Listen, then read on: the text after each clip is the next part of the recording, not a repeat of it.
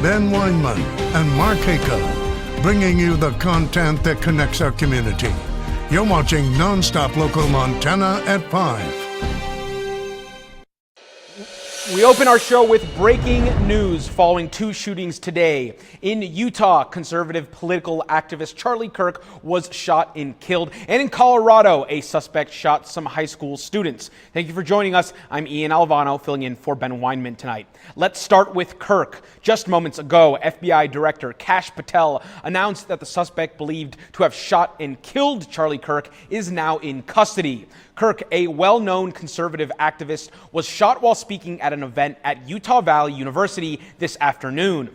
Now we're following response from local leaders regarding the shooting death of conservative activist Charlie Kirk. And with that, our Bradley Warren joining us now. Bradley, what are our lawmakers saying? Yeah, hey guys, well, Democrats and Republicans from across the country are sounding... Sorry, I didn't know you were hanging up. 3, 2, 1. Democrats and Republicans from across the country are sounding off, coming together to condemn this evening. We are following right now a tweet from Senator Tim Sheehy, who has said that this is heartbreaking news and that Charlie was a good man and a patriot. Now, of course, this all comes on the heels of Charlie sitting down with Senator Sheehy in Missoula, Montana. Governor Greg Gianforte was touring a construction site earlier today. When he was asked about this, we had our cameras rolling. Take a listen. My wife and I are praying for Charlie's wife and his young children. I've known Charlie since he was a teenager. He's a dear friend, and it's a tremendous loss. He dedicated his life to bringing up the next generation of leaders in this country. And I just want to say very clearly, this sort of violence has no place in our society, and we can't tolerate it. President Trump and President Biden, along with countless other Republicans and Democrats, have released condolence messages. The governor of Utah, where this all unfolded, called it a political assassination. Reporting from the Post Desk, I'm Bradley Warren. Back over to you. Bradley, thank you very much for that reporting. Well, we're tracking more breaking news in Colorado, where a suspect shot some high school students.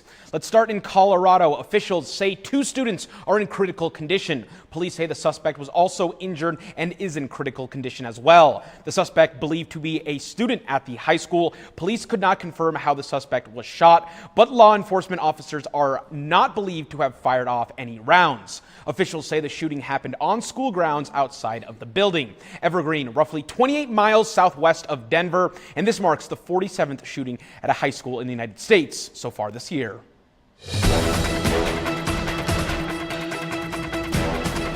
Let's bring it back to Montana now, where we're tracking crime in Great Falls, where the pre-release center is looking for 2 escapees. One is a man named Daniel Garza. Garza escaped from the pre-release center yesterday. This man was convicted for burglary in Yellowstone County. He's 35 years old, about 5'11", weighs close to 280 pounds, and has brown hair and blue eyes. The other is a man named Ilariano Garza. Garza also escaped from the pre-release center yesterday. This man was convicted for assault with a weapon and tampering with witnesses and informants in Yellowstone County. He's 18 years old, about 5'8", weighs close to 145 pounds, and has black hair and brown eyes. If you have any information regarding either individual's whereabouts, please call your local law enforcement immediately. And we're also tracking crime in Poplar, where a man recently admitted to sexually abusing 2 children. According to court documents, in January 2024, 41-year-old Emmett Buckles sexually assaulted 2 girls who were under the age of 16 on 2 separate occasions. Yesterday, he pleaded guilty to 2 counts of sexual abuse of a minor. Sentencing is set for January 14th, 2026. Meanwhile, in Billings, the man who police say followed teenagers around at a football game while being intoxicated and trying to grope them stood before a judge this week. 24-year-old Patrick Follett is accused of attempted sexual assault while at Dallas Stadium last Friday. Police say high school officials alerted them of a man at the game pursuing children there, including individuals under 16 years old. During court proceedings yesterday, the prosecution asked for a $5,000 bond.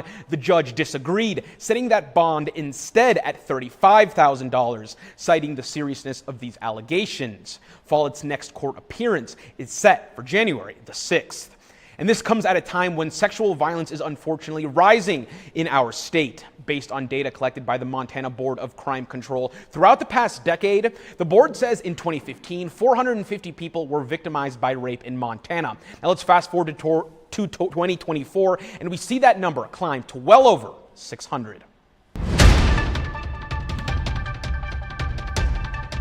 Folks, we're continuing to track a fire that's still prompting an evacuation order. The Windy Rock fire is continuing to burn in an area 15 miles northeast of Drummond. An evacuation order is still in place for all areas east of Cottonwood Creek, Dry Cottonwood Creek, and Kelly Creek. In terms of the fire itself, so far it's burned over 6,000 acres and is now 21% contained. The Montana DNRC says lightning caused this fire. The Windy Rock fire is by far the biggest wildfire burning right now in Montana. For updates on some of those smaller fires burning throughout our state, please visit us on our website at nonstoplocal.com.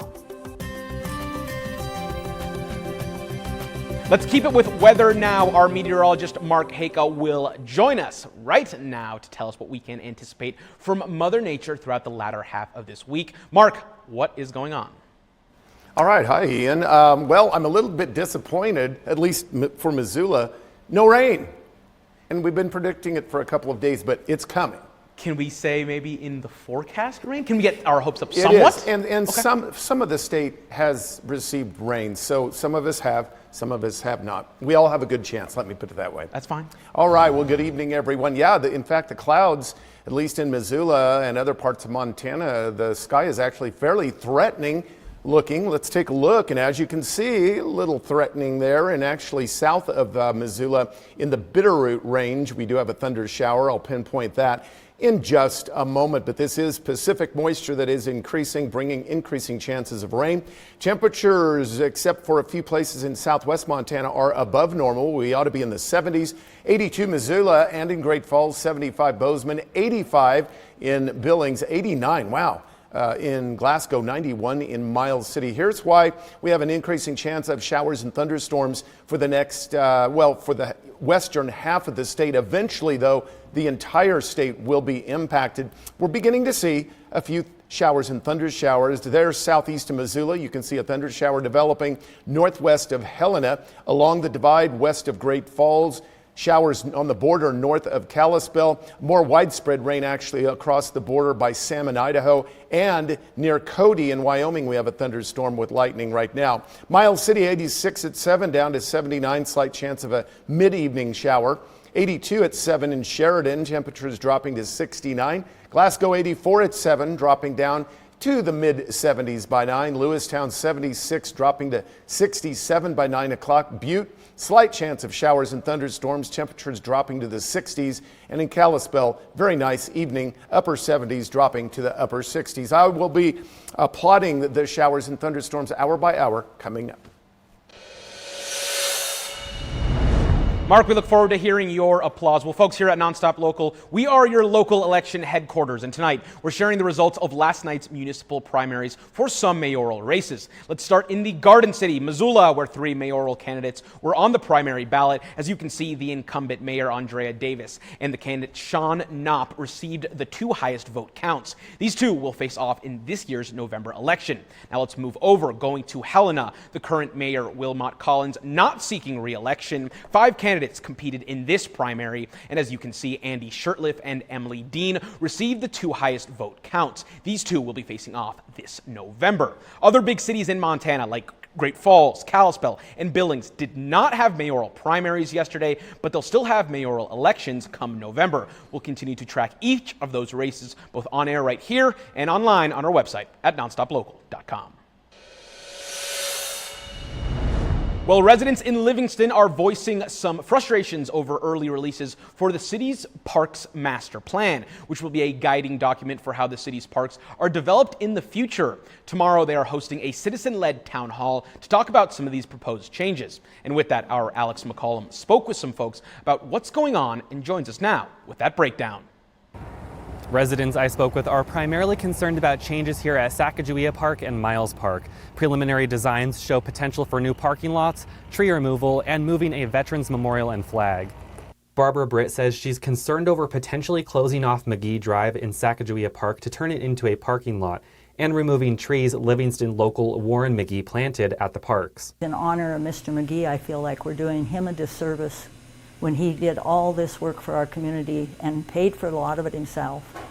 And he's barely in the grave, and we start trying to destroy what he built for us. Local VFW Commander Eric Bradley says the city agreed the Veterans Memorial and flag would stay in place until replacements are complete. Little concerned that they're not going to honor that good faith agreement that we made with them to surrender control of that flagpole and ownership of that flagpole, again, until such time as a suitable replacement was installed. It sounds like now they want to tear it down and leave us with no flagpole. I took those concerns to City Manager Grant Gager, who emphasized that these are preliminary designs and the city is still looking for more feedback before the master plan is finalized.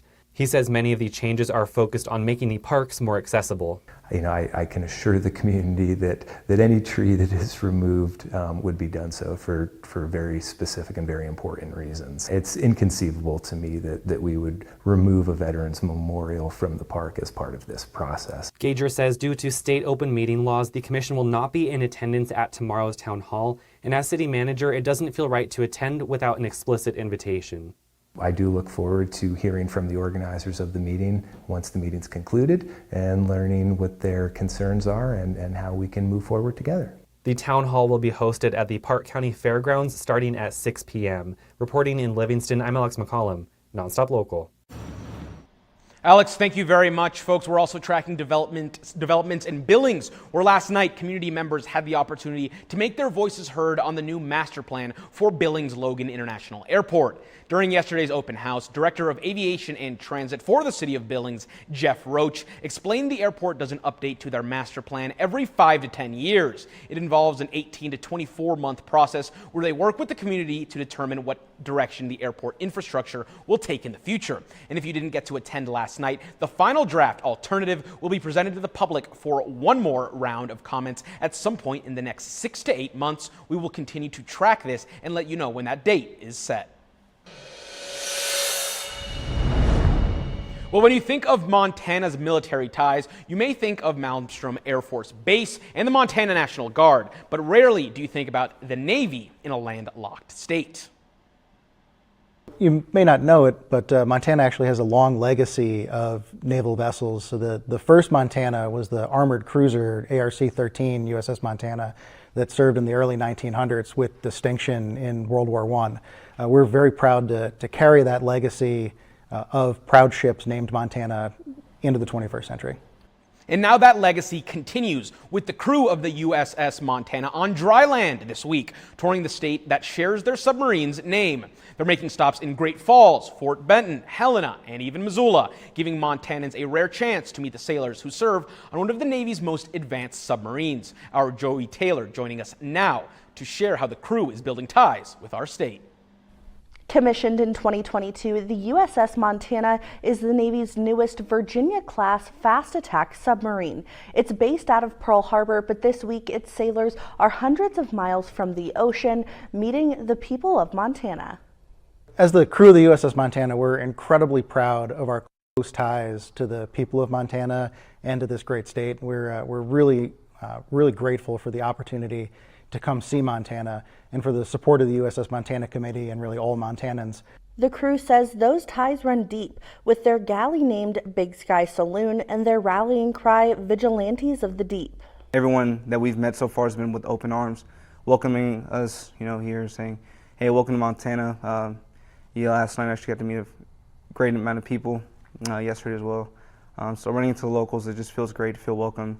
And then, seeing all the great views that the state has for us. USS Montana's 2024 Blue Jacket of the Year says the crew takes pride in representing Big Sky country around the world. We're out there happy to be serving the country, representing the nation. We wear, our ranks. We wear the USS Montana badge on our right arm, representing the state, proud.